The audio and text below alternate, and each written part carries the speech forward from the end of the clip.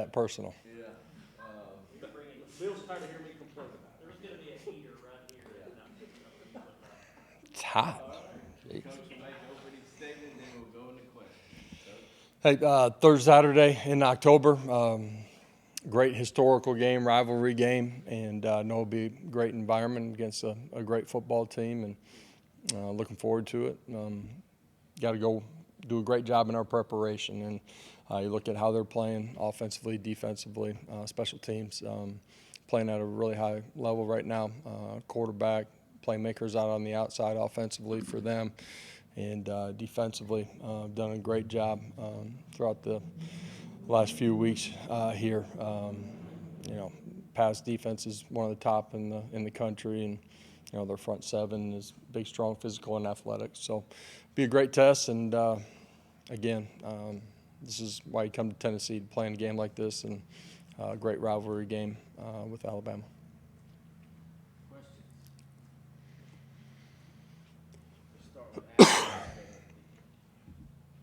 Josh, Ty Simpson was a five-star, obviously, coming out of high school. He's waited his turn there, and he's playing well.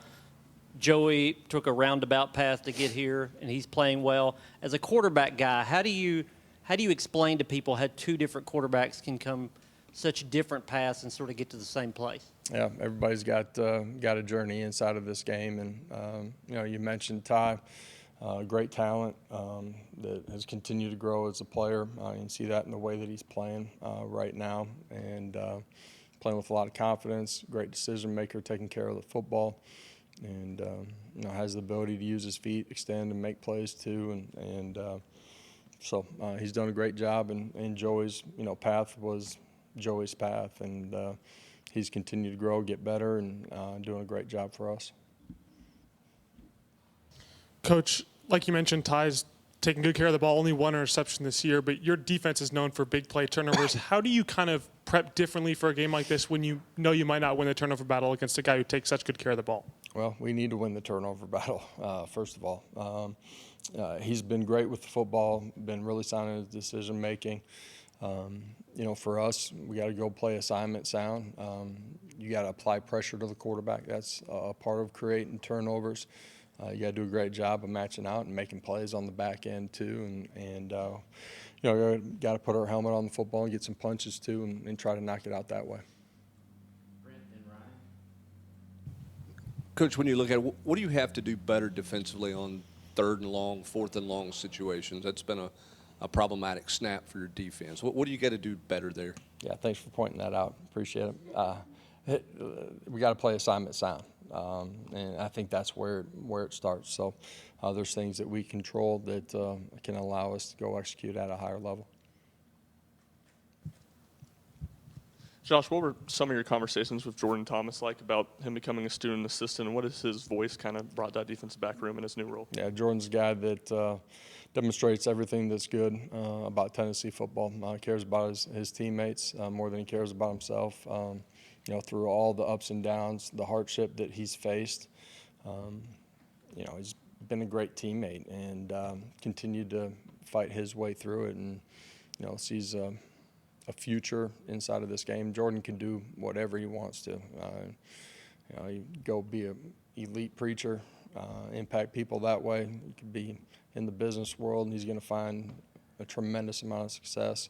I think it's cool that he sees something in coaching about impacting other people, and a passion that he still has.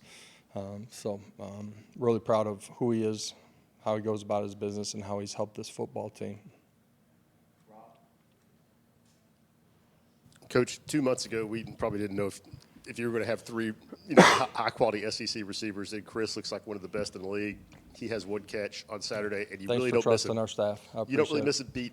You don't really miss a beat out there. I mean, what about developing that position compared to where you were in August? Yeah, Coach Pope and our wide receiver staff did a great job. Starting when we got back here in January, individual plan for those guys on specific areas that they needed to grow in, and then collectively as a group continue to push them every day. Coach Pope does a great job teaching fundamentals, but defensive concepts, understanding scheme, the nuances of playing that position, and the guys have invested in a great way.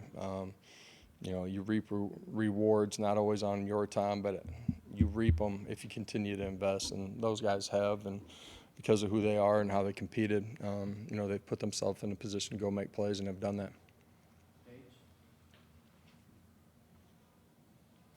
Building off of that, what can the performance by Braylon Staley on Saturday do for his confidence and what you want to see out of him against Alabama's pass defense? Yeah, Braylon's played at a really high level. Braylon played that way on Saturday because he's full of confidence. It's because of how he works, really from the time that he got here, and just continues to progress in his development. And, I think it's cool that you've seen different wide receivers on a given Saturday, kind of been the lead guy for whatever reason, coverage, call, whatever it might be. And Braylon's made a tremendous amount of plays, but Saturday was a great day for him. Coach, on the offensive line, you guys rotated William and David into the game too. What was the kind of thought process there, and what did you think about how those guys played for you? Yeah, I thought both of them handled themselves really well. Sat with his hand on the ball, different defense structures, unknowns going into it. Thought he handled things extremely well, including the adjustments on the sideline. And David played really well as well, and continues. Just from being out to now, getting all the reps in practice, just continues to get better. And got great trust in those guys. And like I've said, we're going to need them all. Josh, your defense has given up 200 rushing yards in the last couple games.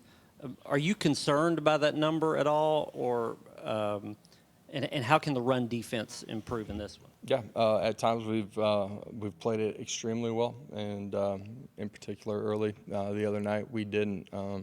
Some of it was just fits off of our rotations and what we're seeing from them scheme-wise. Some of it was just destructing blocks and making plays, tackling. But as the game went on, we sure handled it in a better way. We just got to start faster. With Deshaun banged up, where are you running back wise behind Peyton and Star Thomas? Where are those freshmen? What do you see in that rotation with Deshaun's situation? Yeah, you've been talking with our trainer? Okay, all right. I feel like Deshaun will be ready to go in this one, but we trust all those guys. Peyton had a great game the other night, finished it off in a 4-minute, really good way, a couple goal line situations. Stars played really well throughout the course of the year, and the young guys are ready to go play too.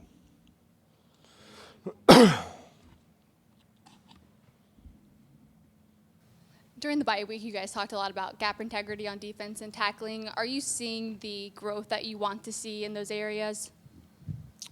No, I just talked about it. Like early in the football game, didn't think we did a good job in that. As the game went on, did a lot better. We didn't ask you this after the game, but the headsets going out at the start of the third quarter, having to run the coaches down from the booth. How just unique was that situation? How do you think everybody sort of adjusted to that drive? Yeah, I thought we handled it well. Different defense structure, personnel from what we were seeing in the first half too, and guys operated really well. We got to go finish that drive, but unique situation. Felt like junior high football for a little bit, but it was handled well. All right, appreciate it. Y'all